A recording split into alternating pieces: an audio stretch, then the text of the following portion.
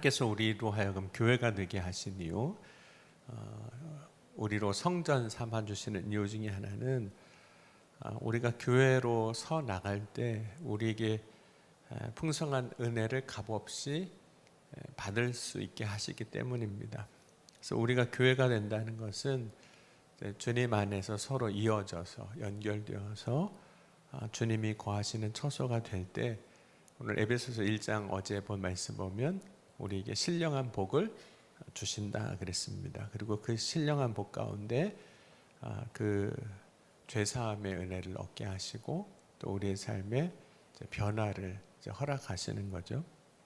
그런데 우리가 이제 하나님의 그 은혜를 값없이 주시는 은혜를 받을 수 있는 이유가 사실 우리가 어떤 자격이 있기 때문은 결코 아닙니다.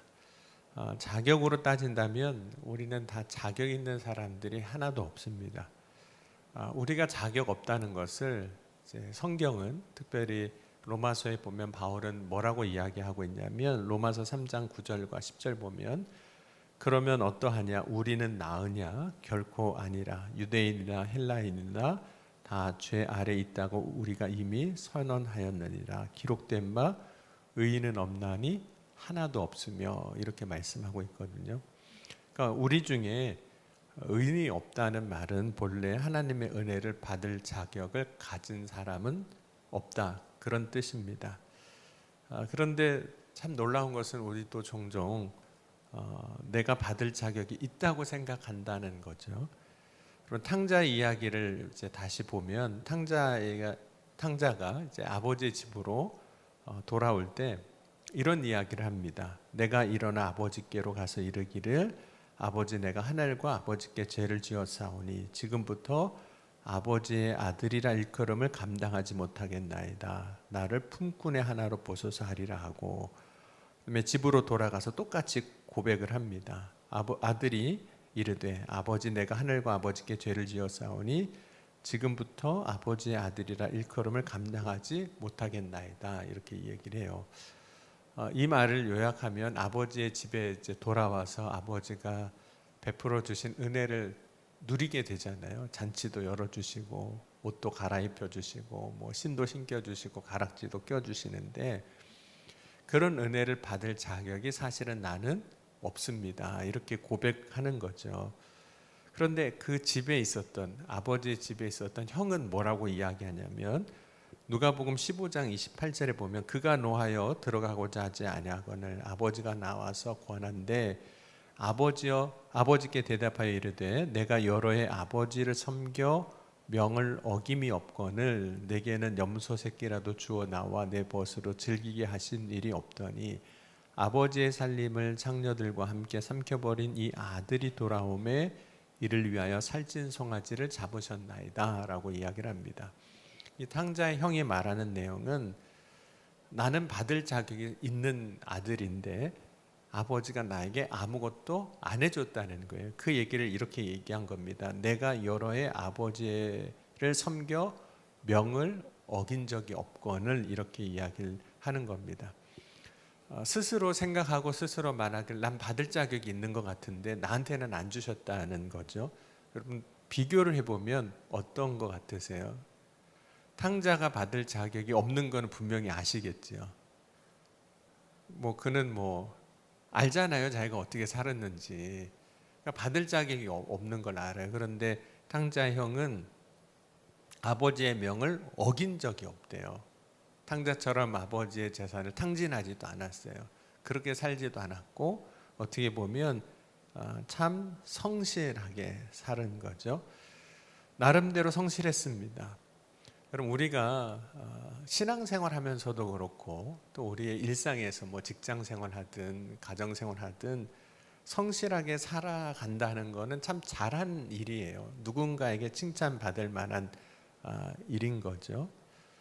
그런데 우리가 성실하게 뭔가를 했을 때 우리 스스로 어떤 생각을 하고 가지게 되냐면, 그래, 나는 자격이 있어, 이렇게 생각을 하기 시작한다는 거죠. 그래서 때로는 이 성실함이 나의 의가 될 때가 있습니다. 나의 자격이 되는 거예요. 그런데 여러분, 우리가 정말 따져보면 우리에게 성실함이 있다 할지라도 자격이 있는 건가, 그것이 아버지의 은혜를 받을 만한 자격이 있는 건가 하는 거예요. 여러분, 우리가 구원받은 건 어떻게 받은 거죠? 열심히 그냥 신앙생활해서 받으신 건가요? 그것도 틀린 얘기는 아닐 수 있어요. 우리가 열심히 했다는 거에 대해서는. 그런데 그것이 성실함의 함정일 수 있다는 거예요. 왜냐하면 여러분, 성실함이 자칫 잘못하면 우리의 교만함이 되기도 하거든요.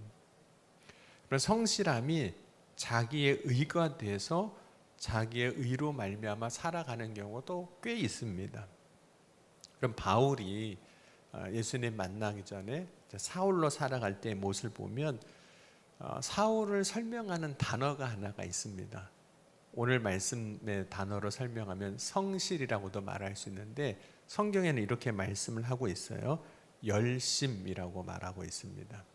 근데 이 열심과 성실은 조금 다른 성질이기도 하지만 유사한 부분이 있어요. 잘한다는 거, 뭔가 꽤 잘한다는 거죠. 그래서 바울이 자신이 얼마나 열심히 있었는지를 이렇게 이야기를 합니다. 빌립보서 3장 6절로 보면 열심으로는 교회를 박해하고 이렇게 말하고 있어요. 우리가 의로 여기고 있는, 의라고 가지고 있는 것을 가지고 열심을 바울이 냈다는 거예요. 예수님 만나기 전에 사울이 열심을 냈을 때 오히려 그가 한 일은 뭐냐면 주님의 뜻에 반하는 일을 사실 하고 있었던 거죠. 여러분, 우리 중에 자신의 열심으로 혹은 자신의 성실함으로 의를 주장할 사람은 사실 지금도 아무도 없습니다. 그러니까 의인은 없나니 하나도 없다는 말이 사실 틀린 게 아니에요. 우리는 의인이 아닙니다. 그러니까 우리가 뭔가를 성실히 해서 열심히 해서 구원받은 것이 아니라 우리가 구원받은 것은 오직 믿음으로 받은 겁니다. 그럼 오늘 에베소서 2장 7절 다시 한번 보겠습니다. 에베소서 2장 7절입니다. 같이 한번 읽겠습니다. 너희는 그 은혜에 의하여 믿음으로 말미암아 구원을 받았으니 이것은 너희에게서 난 것이 아니요 하나님의 선물이라. 8절까지 같이 읽겠습니다. 행위에서 난 것이 아니니 이는 누구든지 자랑하지 못하게 함이라. 그러니까 우리의 행위로 구원받은 것이 아니라는 말은 우리가 가지고 우리가 의라고 생각하는 것들, 우리가 성실하게 살아온 것 혹은 우리가 열심을 가지고 살아온 것으로 구원받은 것이 아니라는 거예요. 그럼에도 불구하고 우리는 종종 우리의 살아온 어떤 삶의 그 행위 모습을 자랑하고 내가 이렇게 했습니다라는 것에 대해서 인정받고 싶은 거죠. 물론 우리가 열심히 했을 때, 성실하게 했을 때 주님도 잘했다고 칭찬은 하실 거예요. 착하고 충성된 종이라고 말씀도 하시지만 사람의 행위가 결코 우리를 구원하게 하는 힘이나 능력이 되지는 않는다는 겁니다. 다만 믿음으로 구원받았기에 구원받은 자의 삶에 있어서 마땅히 해야 할 일이 있습니다. 그것이 선한 일을 하는 거예요. 믿음으로 충성된 자로 성실히 열심히 사는 것일 뿐이지 그것이 우리의 의도 아니고 그것으로 우리가 구원받은 것도 아니라는 겁니다. 그래서 어떤 때는요, 참 열심 낸 사람이 손해보는 것 같은 때가 있어요. 성실하게 산 사람이 어떤 때는 나만 손해보는 것 같은 그런 생각이 들 때가 있습니다. 그럼 우리가 믿음으로 구원받았다는 사실을 더 명확하게 알기 위해서 깨달아야 할 것은 사실 우리가 얼마나 큰 죄인인가 하는 사실인 거죠. 그럼 보통은 우리는 대부분의 사람들이 자기 자신에 대해서는 관대합니다. 여러분 어떠세요? 스스로 생각할 때 나는, 아니 저를 말하는 게 아니라 여러분 스스로가 나는 꽤 괜찮은 사람인 것 같죠?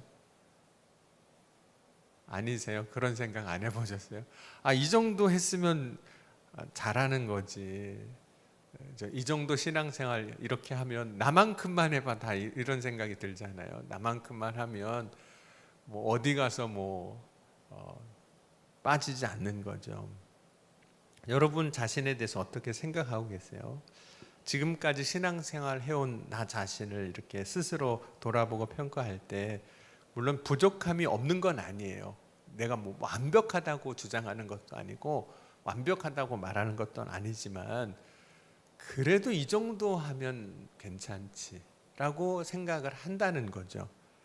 그런데 우리가 돌아봐야 할 모습 가운데 하나는 죄와 허물로 죽을 수밖에 없었던 우리 자신의 모습이 있었다는 거예요. 나 스스로는 그래도 괜찮다라고 말하고 있지만 그렇다는 거죠.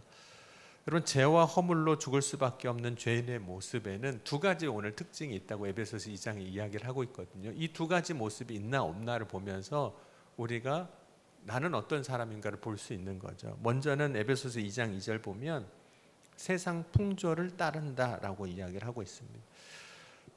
두 번째로는 죄와 허물로 죽을 수밖에 없는 우리의 모습 가운데 그 모습이 나타나는 것 중에 하나가 뭐냐면 육체의 욕심을 따라 지낸다.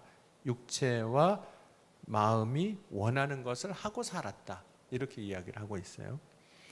여러분, 세상 풍조를 따르는 것은 세상 흐름을 따라가는 걸 말하는 거거든요. 이것은 말씀으로 사는 것과는 조금 다른 모습이 있습니다. 여러분, 아브라함과 그의 조카 롯이 이제 창세기 13장 보면 서로 이제 분가해야 되는 상황이 돼요. 재산 때문에 이제 종들이 서로 다투게 되니까 우리가 서로 다투지 말자. 그래서 이제 분가를 하게 될 때 롯이 이제 소돔성을 선택을 합니다. 그런데 롯이 소돔성을 선택하는 그 모습을 창세기 13장 10절에 이렇게 이야기를 하고 있어요. 이에 롯이 눈을 들어 요단 지역을 바라본즉 소알까지 온 땅에 물이 넉넉하니 여호와께서 소돔과 고모라를 멸하시기 전이었으므로 여호와의 동산 같고 애굽 땅 같았더라 라고 이야기를 합니다. 그러니까 살기 좋았다는 거예요. 세상적으로 물도 많고 물건도 많고 하여튼 뭐 사람 살기 좋은 동네 도시였다는 거죠. 여러분, 사람들이 자꾸 그 소돔성으로 모였던 이유가 뭘까요? 거기가 좋은 거예요. 좋아 보이는 거예요. 그러니까 사람들이 많이 가는 곳이에요. 많이 모이는 곳이에요. 그런데 아브라함이 조카 롯과 이렇게 분가했을 때 그 모습, 그리고 창세기 12장에 이제 하란에서 살다가 이제 가나안 땅으로 오게 되는 그 모습을 보면 아브라함의 모습은 뭐라고 이야기하고 있냐면 창세기 12장 4절에 이렇게 말씀을 하고 있습니다. 우리 창세기 12장 4절 같이 한번 보겠습니다. 그래서 나는 지금 뭘 따라가고 살고 있는지, 세상 풍조를 따라가고 있는지 아니면 보셨으면 좋겠습니다. 창세기 12장 4절에 보면 이렇게 말씀하고 있습니다. 같이 읽겠습니다. 이에 아브라함이 여호와의 말씀을 따라갔고 롯도 그와 함께 갔으며 아브라함이 하란을 떠날 때 75세였더라. 그래서 아브라함의 삶을 이야기할 때는 하나님의 말씀을, 여호와의 말씀을 따라갔다. 여러분, 우리도 어떤 때는 사람들이 이렇게 다 거기 가면 나도 거기 가야 되는 거 아닌가? 그렇죠?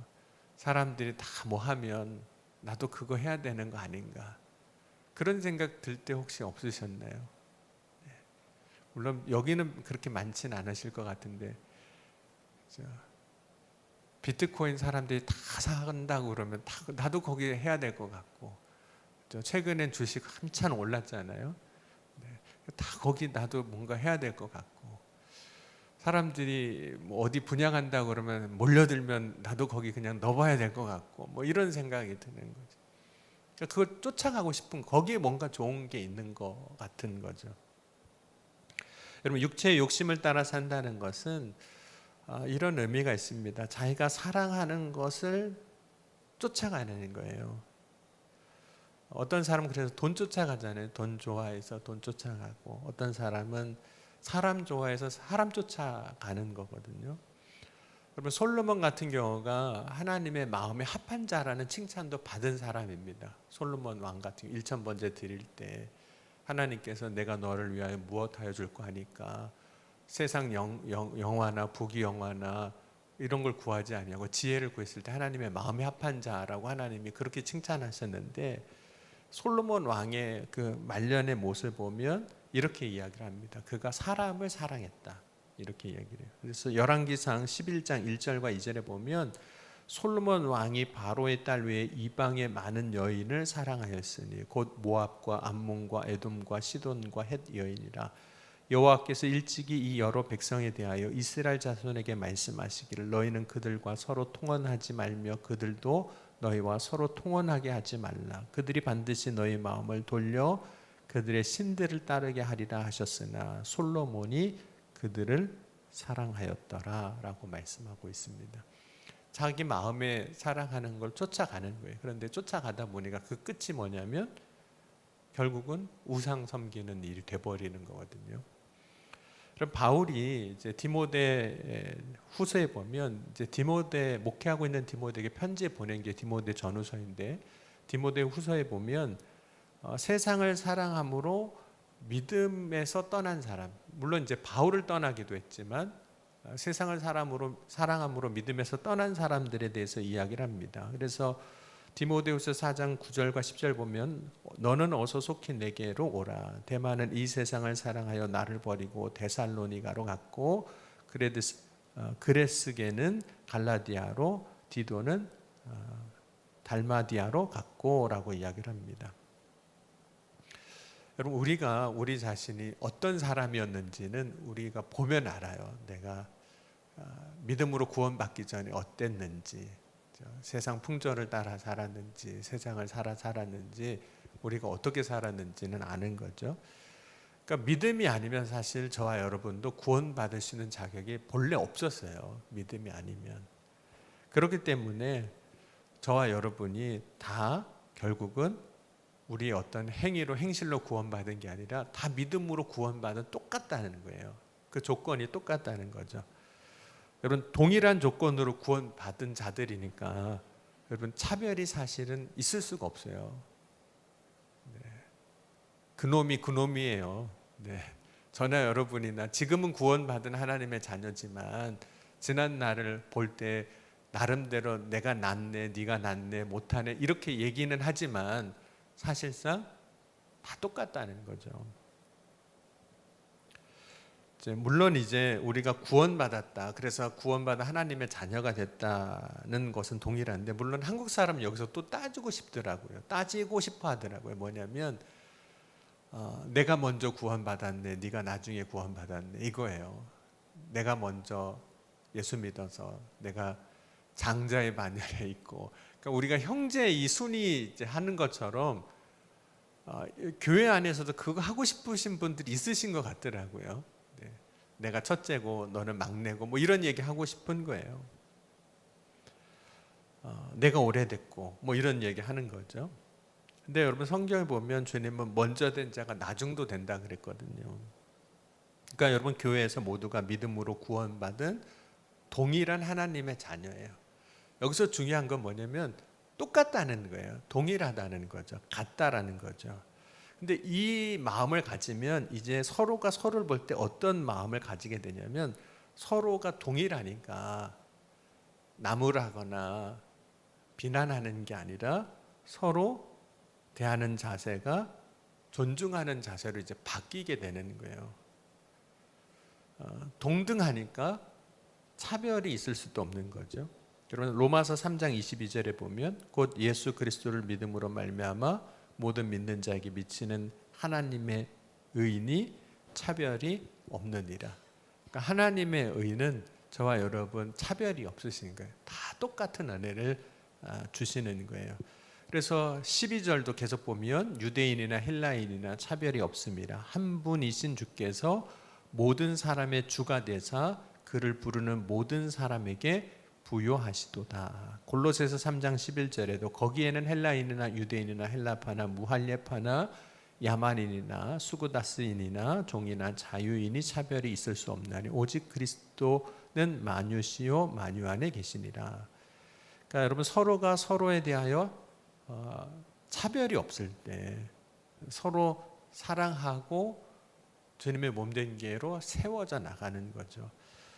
물론 이제 차별이 없는 것에 대해서 막상 우리가 그렇게 대하려고 하면 쉽지 않은 건 사실입니다. 왜냐하면 우리가 경험하는 것은 사람마다 달라요. 실제로 여러분 이렇게 신앙생활 해보면 나에게 대해주는 반응이 사람마다 다르잖아요. 경험하고 느끼는 게 다르거든요. 그럼 어떤 사람은 참 온화하게 나한테 대해주는 사람이 있는가 하면 어떤 사람은 차갑게 대하는 사람도 있잖아요. 그런 경험들을 우리가 하죠. 어떤 사람은 똑같은 일을 해도 칭찬과 격려로 반응하는 사람이 있고 어떤 사람은 비난과 비판으로 반응하는 사람도 있어요. 그런데 그걸 경험하고 나면 우리가 똑같이 대하기가 어렵게 느껴지기도 하거든요. 우리가 이제 손가락을 이제 자녀로 비유하기도 하잖아요. 깨물어서 안 아픈 손가락 없다라고 이야기를 하기도 하는데, 그럼 반대로 좀 우리가 뒤집어 보면, 여러분 손가락 중에서도요 이쁜 손가락이 있으시죠? 다 내 손가락이긴 한데 손가락 중에 그래도 좀 마음에 드는 손가락이 있어요.